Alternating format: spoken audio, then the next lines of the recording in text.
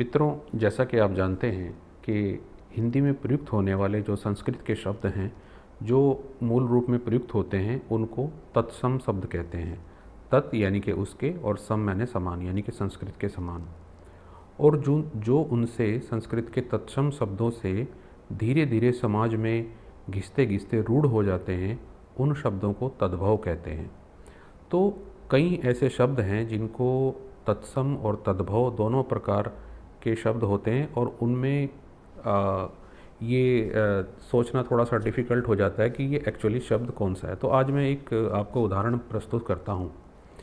जैसे कि यदि मैं ये कहता हूँ कि एक शब्द है नाक, तो सभी जो 99% लोग हैं जो नॉर्मली हिंदी भाषा में ही बोलते हैं, उनके लिए नाक शब्द का अर्थ नासा या नोज़ होगा। और ये जो नाक शब्द है, ये जब तद्भव रूप में हिंदी में प्रयुक्त किया जाता है तो ये एक्चुअली नासा से डराइव्ड धीरे धीरे नाक के रूप में प्रयुक्त होने वाला एक शब्द है।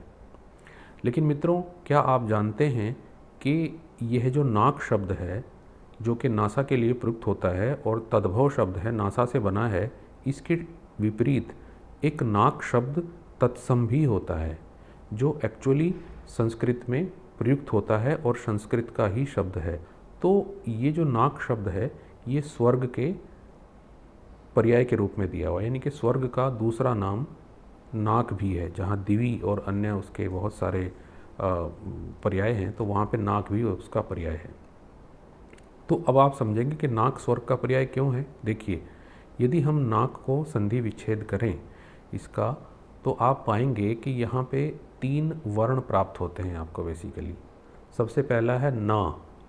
ना जो शब्द है संस्कृत में, वो नहीं के रूप में प्रयुक्त होता है। जब भी कहीं पे ना लगा देते हैं हम, तो वो नहीं या निगेटिव अर्थ में चला जाता है। और ठीक यही अ का भी कार्य होता है। जब हम कहीं पे अ लगा देते हैं तो उसका अर्थ होता है हीनता या निगेटिव या नहीं का होना। तो ना और का। तो अब नाक में सबसे पहला क्या हुआ, ना। ना का मतलब नहीं। फिर उसके बाद क्या बना, अक। दूसरा जो बचा हुआ है वो क्या है, अक। ना प्लस अक इज इक्वल टू नाक। तो ना का अर्थ हो गया नहीं, फिर आता है अक। अक में भी 2 आपको जो है वर्ण प्राप्त होंगे, अ और क। जैसा कि मैंने कहा कि अ जो शब्द है वो भी नहीं के रूप में प्रयुक्त होता है। तो यहाँ पे 2 शब्द हैं। अब इनको हम आगे ड्राइव करते हैं। देखिए, ना प्लस अ प्लस क, नाक, ऐसे बन गया। बाद वाला जो क है, जिसको संस्कृत में हम कम या कह के रूप में लगा लेते हैं। तो दोस्तों, आइए अब नाक की जो है वो नाक शब्द का हम प्रॉपर व्युत्पत्ति या निरुक्ति देखते हैं। तो नाक शब्द में अगर हम इसका संधि विच्छेद करते हैं तो ना प्लस अक होगा। ना प्लस अक इज इक्वल टू नाक। तो ना का अर्थ नहीं हो गया। अब हम आते हैं अक पर। अक में 2 शब्द हैं। इसमें क्या है, अ और प्लस कम। तो जो का है, का शब्द का अर्थ या कम शब्द का अर्थ होता है सुख, जहाँ पे सुख हो। और अक का मतलब क्या होगा, जहाँ पे दुख है। तो अकम शब्द का मतलब क्या हुआ, अक या अकम शब्द का अर्थ हुआ दुख। अब जब हम इसको ना अक बोलेंगे, दुख का न होना अर्थात सुख। तो ये संस्कृत की एक शब्दों की निर्माण प्रक्रिया है।